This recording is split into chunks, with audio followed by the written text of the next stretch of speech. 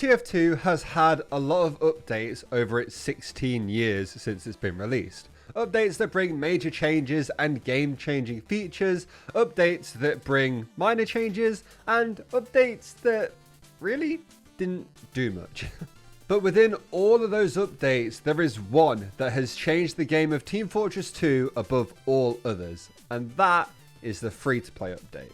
The free-to-play update was technically actually part of the Uber update from back in 2011. An update with new content announced over 5 days. TF2 going free-to-play was announced on day 4 of the update run-up. And it wasn't even like the main part of the update for that day, which is kind of crazy. And then the Uber update finally released on the 23rd of June in 2011. I don't really think I even need to explain how much this update changed the landscape for TF2. Instead of the game being locked behind a $20 price tag, anybody who has a PC and a Steam account could now download the game and start playing, which obviously changed the game massively. Especially with the Manconomy update, which just came out under a year prior to this, which added crates to the game. So having a bunch of new players flood to download TF2 who would all try to be getting some of the items that they don't have would have been a very lucrative idea for Valve. I, for one, probably would have never found TF2 if it wasn't for this update. At the time TF2 went free to play, I was still a kid, and I had to save all of my money if I wanted to get a video game.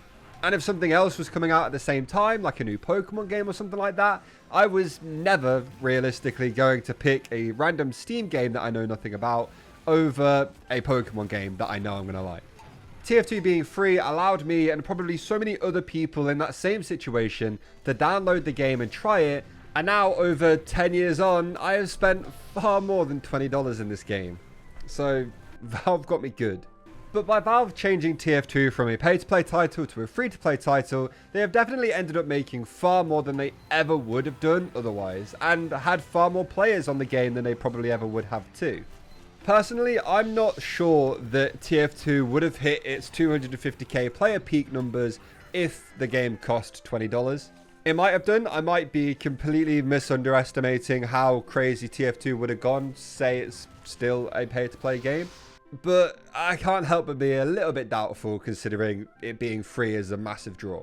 Another thing to kind of tack on to the end of this point is that obviously TF2's biggest moneymaker is crates. I personally would find it hard, and have found it hard in other games, to pay money for the game and then spend even more money on unlockables and crates in that same game.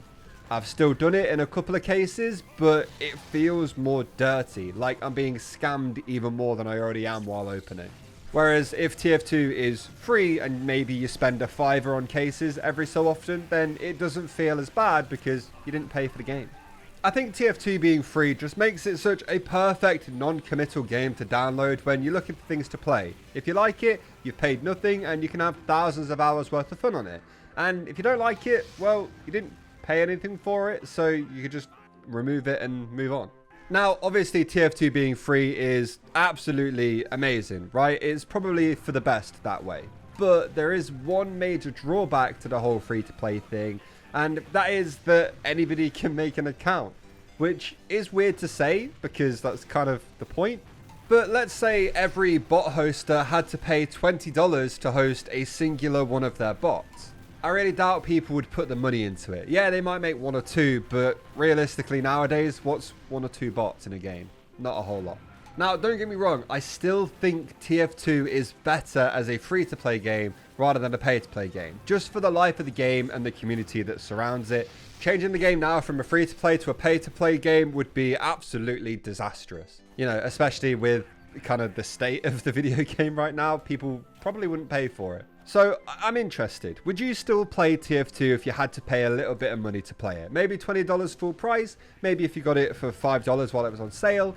How do you think TF2 being pay to play would affect the way you found the game or whether or not you played it? And hey, if you're new to the channel, subscribe and I'll see you all next time.